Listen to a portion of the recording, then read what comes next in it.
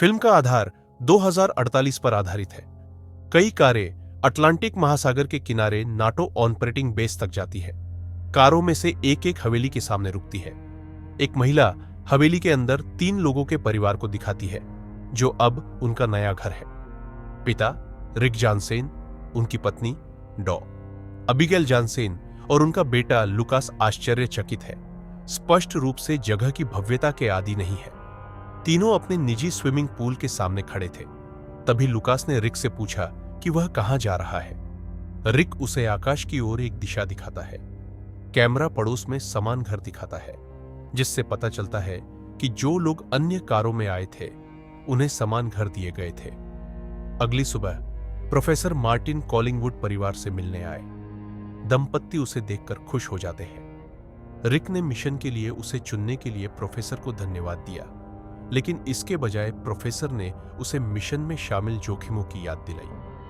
Professor कहते हैं कि वह उनकी सेवा के लिए आभारी है और चले जाते हैं। नाटो सम्मेलन में भाग ले। प्रोफेसर एक समूह के सामने बोलते हैं।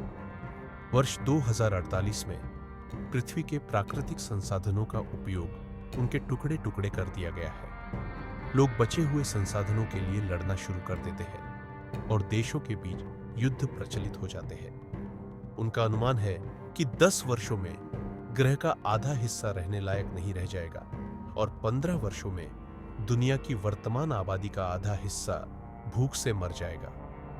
मनुष्य का समय समाप्त होता जा रहा है क्योंकि वे अपने घरों से बड़े हो गए हैं। प्रोफेसर का दावा है कि उनके बच्चे दुनिया का अंत देखेंगे। हालांकि इस सब के बीच उनका दावा है कि आशा है। आशा है शनि का सबसे बड़ा चंद्रमा, जिसका नाम टाइटन है। सौरमंडल में पृथ्वी के अलावा एकमात्र ऐसा पिंड जिसमें वायुमंडल है, जो इसे पृथ्वी के अलावा सौरमंडल में सबसे अधिक रहने योग्य पिंड बनाता है। लेकिन यह किसी भी तरह से इंसानों द्वारा बसाए जाने के लिए तैयार नहीं है। जैसे ही तरल मीथेन आकाशीय पिंड पर बरसता है, वातावरण नाइट्रोजन से भर जाता है और तापमान बेहद कम हो जाता है। प्रोफेसर का दावा है, अंतरिक्ष विज्ञान कहता है कि टाइटन इंसानों के रहने लायक नहीं हो सकता, लेकिन उनका दृष्टिकोण अलग है। वह ग्रह को मनुष्यों के लिए रहने योग्य बनाने की कोशिश करने के बजाय लोगों को ग्रह की प्रकृति के अनुकूल बनाने के लिए आधुनिक आनुवंशिकी का उपयोग करना चाहता है। इसलिए रिक और टीम के 13 अन्य लोगों को टाइटन के वातावरण के अनुकूल बनाने के लिए उन पर प्रयोग करने के लिए बुलाया गया है। उनका दावा है कि उनके शरीर में थोड़े से सुधार के साथ वे इसकी हवा में नाइट्रोजन को सांस लेने में सक्षम होंगे और टाइटन की ठंड से बचे रहेंगे। वहां मौजूद हर कोई प्रयोग के जोखिम के बारे में जानता है, लेकिन वे भावी पीढ़ी के लिए अपनी जान जोखिम में डालने को तैयार है। उनका मुख्य उद्देश्य टाइटन को मानव के नए ग्रह के रूप में स्थापित करने में सक्षम होना है। इस विशिष्ट कार्य के लिए समूह को 16 विभिन्न देशों के 5000 लोगों में से चुना गया है, क्योंकि उनकी जीवित रहने की क्षमता है। सम्मेलन में एक व्यक्ति का तर्क है कि यह प्रक्रिया एक जबरन विकास है और अंत में उनमें से कोई भी जीवित नहीं बचेगा, लेकिन अन्य लोगों का दावा है कि वे जोखिमों के बारे में जानते हैं। सम्मेलन के बाद समूह को उनके संबंधित कुंजी कार्ड दिए जाते हैं और एक प्रयोगशाला में ले जाया जाता है। प्रयोग के सहायक डॉ फ्रेया अपटन रिक को एक शॉट देते हैं और उसे सूचित करते हैं कि अगले सप्ताह में उसे 300 से अधिक शॉट मिलेंगे। शॉट्स उन्हें ऊर्जा के लिए ऑक्सीजन के बजाय नाइट्रोजन जलाने के लिए प्रशिक्षित करने के लिए है, क्योंकि टाइटन में ऑक्सीजन का स्तर केवल 5% है, जो पृथ्वी के 20% से कम है। उनकी हवेली में कटौती, सभी 14 स्वयंसेवकों और उनके परिवारों को एक दूसरे के बगल में भव्य घर दिए गए हैं। इसलिए अबिगेल सभी को बारबेक्यू सप्ताहांत के लिए आमंत्रित करती है। वे सभी एक साथ नाचते हैं, खाते हैं और पीते हैं। यह आखिरी बार है जब उन्हें शराब पीने की अनुमति दी जाएगी, ताकि वे इसका आनंद उठा सके। पार्टी के बाद अबिगेल नशे में है, इसलिए रिक उसे उनके कमरे तक जाने में मदद करता है, लेकिन इससे पहले कि वे ऐसा कर सके, वह आक्रामक रूप से खांसना शुरू कर देता है। अबिगेल उसकी मदद करती है और देखती है कि वह बुखार से जल रहा है। वह उसे कुछ दवा देती है और बिस्तर पर लिटा देती है। अगले प्रयोग में स्वयंसेवकों को जितनी देर तक संभव हो सके पानी के भीतर बैठाया जाता है। अंदर आखिरी लोग रिक और टेली नाम की एक लड़की है। दोनों 31 मिनट तक पानी के अंदर रहे। बाहर हर कोई खुश और आश्चर्यचकित है कि प्रयोग काम कर गए हैं। टेली का दम घुटने लगता है और वह 29 मिनट में सतह पर आ जाता है, लेकिन रिक अभी भी अंदर ही रहता है। ऐसा लगता है कि उसके प्राण कमजोर हो रहे हैं, इसलिए हर कोई चिंतित हो जाता है। हालांकि रिक अपनी प्रगति दिखाते हुए बड़ी तेजी से पूल में तैरना शुरू कर देता है। हर कोई उसके लिए तालियां बजाता है और तालियां बजाता है। वह 42 मिनट तक पानी के भीतर रहा है। रात में रिक अपने बेटे लुकास को सोते समय की कहानी के रूप में टाइटन की स्थितियों के बारे में बताता है। बच्चा यह जानकर रोमांचित है कि उसके पिता जल्द ही दूसरे ग्रह पर रहने में सक्षम होंगे। फिर रिक अपनी पत्नी के साथ स्विमिंग पूल में जाता है, जहां वह देखती है कि उसकी पीठ की नसें उभरी हुई है। वह इसे उसे दिए गए शॉट्स का साइड इफेक्ट बताती है, लेकिन वह उसके लिए चिंतित है। जैसे जैसे समय बीतता है, अबीगेल और एक अन्य स्वयंसेवक की पत्नी रेयन दोस्त बन जाती है। रेयन उससे कहती है कि वह नहीं चाहती कि उसका पति यहां आए, लेकिन वह उसकी कोई भी बात नहीं सुनता। उस दिन रिक की सर्जरी होती है। अबीगेल एक डॉक्टर होने के नाते वह किताब पढ़ती है जो उन्हें दी गई थी, जिसमें वे सभी प्रक्रियाएं हैं जिनसे रिक को गुजरना पड़ता है। वह देखती है कि वे सभी सुरक्षित हैं, इसलिए उसे राहत मिलती है। रात में वह उठती है और देखती है कि रिक उनके बिस्तर से गायब है। वह रसोई में जाती है और उसे अपने शरीर पर बर्फ लगाते हुए देखती है। वह कहता है कि वह उनके बिस्तर में जल रहा था। अबीगेल बर्फ की एक बाल्टी लाती है और रिक उसमें अपना हाथ डालता है। वह अपनी पत्नी से भी ऐसा ही करने के लिए कहता है, लेकिन वह ठंड सहन न करते हुए अपने हाथ बाहर निकाल लेती है। रिक फिर दावा करता है कि उसे कोई ठंड महसूस नहीं हो सकती। उसने टाइटन के ठंडे तापमान में रहने के लिए अनुकूलन कर लिया है। एक प्रयोग में समूह को पानी के अंदर तैरने के लिए कहा गया, क्योंकि वह स्थान मीथेन गैस से भरा हुआ था, जैसा कि टाइटन पर होगा। इसके बाद उन्हें मीथेन और नाइट्रोजन को सांस लेते हुए जितनी देर तक संभव हो सके एक खेत के चारों ओर दौड़ने के लिए कहा जाता है। वे कई दिनों तक एक ही व्यायाम करते हैं। समूह चेंजिंग रूम में है जब रिक ने देखा कि उसके बहुत सारे बाल झड़ रहे हैं। टेली यह देखने की कोशिश करता है कि क्या यह सच है, और उसके सिर से बालों का एक गुच्छा निकल जाता है। तभी महिला स्वयंसेवकों में से एक को खून की उल्टी होती है और वह संघर्ष करते हुए जमीन पर गिर जाती है। बाकी लोग उसकी मदद करने की कोशिश करते हैं और अधिकारियों को बुलाते हैं। फ्रेया उसकी मदद करने की कोशिश करती है, लेकिन इससे पहले कि वह कुछ कर पाती, वह जमीन पर गिरकर मर जाती है। समूह स्तब्ध है क्योंकि प्रयोग की कठोर वास्तविकता सामने आने लगी है। उस रात सभी लोग फिर से रिक के घर पर इकट्ठा होते हैं और मामले पर चर्चा करते हैं। अबीगेल ने नोटिस किया कि सभी स्वयंसेवकों की नसें कुछ सेकंड के लिए प्रमुख थी और फिर गायब हो गई। हालांकि किसी और को ध्यान नहीं आया। रेयन और उनके पति बाहर पूल में है। मौत से उसका पति घबरा गया है। जैसे ही बाकी लोग बात करते हैं, वह रेयन के चेहरे पर मारता है और नियंत्रण खो देता है।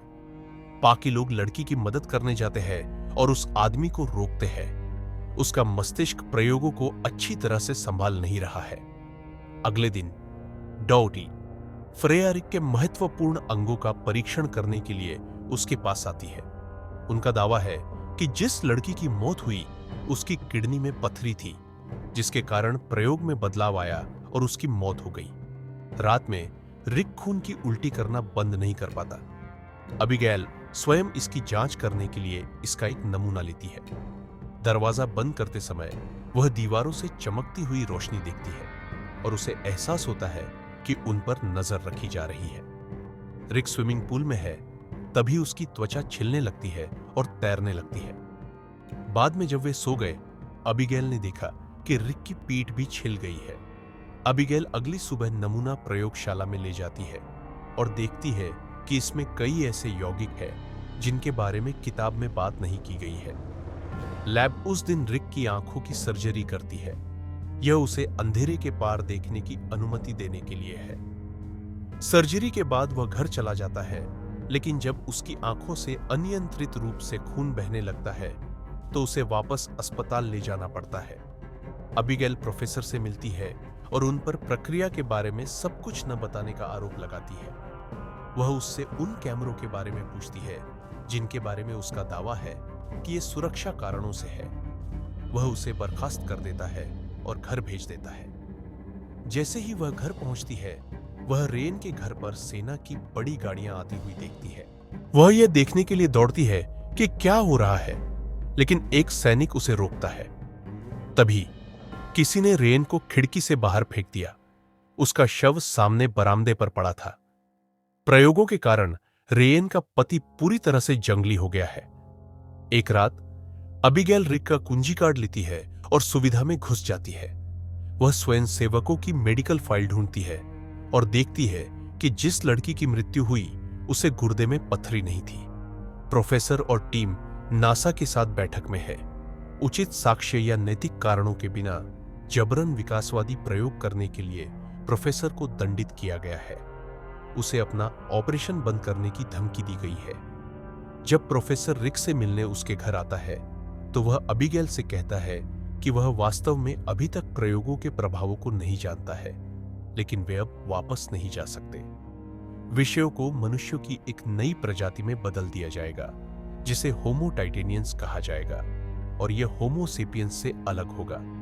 लेकिन चूंकि हर कोई अलग अलग तरीके से विकसित होता है, इसलिए उन्हें नहीं पता कि रिक पूरे प्रयोग के बाद क्या बनेगा।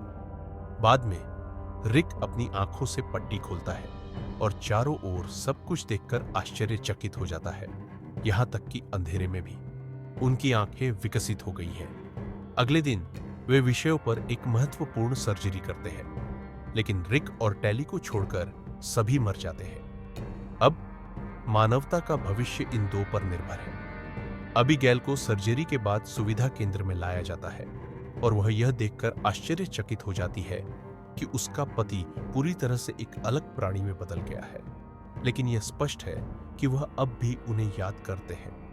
वे पूरी तरह से होमो टाइटेनियंस में बदल गए हैं। वे मनुष्यों को बात करते हुए सुन सकते हैं, लेकिन वापस बात नहीं कर सकते, क्योंकि वे कम आवृत्ति में संचार करते हैं जो सामान्य मानव कानों द्वारा पहचाना नहीं जा सकता है। रिक उस रात घर आता है और गलती से अबीगेल से टकरा जाता है। बाद में वह तैर रहा था, तभी बाहर एक तेज आवाज सुनाई दी। टैली उनसे मिलने आया है। उसके साथ कई गार्ड भी घर के पास पहुंचते हैं। इससे पता चला कि उसने अपने पति की हत्या कर दी है। सैनिकों ने टैली को बेहोश कर दिया और रिक को भी ले जाने की कोशिश की, लेकिन उसने अपनी नई शक्ति से उन सभी को आसानी से मार डाला। वह केवल तभी रुकता है जब अबीगेल उससे कहती है। फिर अधिकारी उसे सुविधा केंद्र में ले जाते हैं और उसे एक कांच की कोठरी में रखते हैं। रिक अब टाइटन भेजे जाने के लिए तैयार है, लेकिन अबीगेल और लुकास के साथ उसका भावनात्मक लगाव उसे आगे बढ़ने से रोकता है। इसलिए प्रोफेसर उसकी यादों को मिटाने के लिए अबीगेल को एक यौगिक का इंजेक्शन लगाने के लिए कहता है।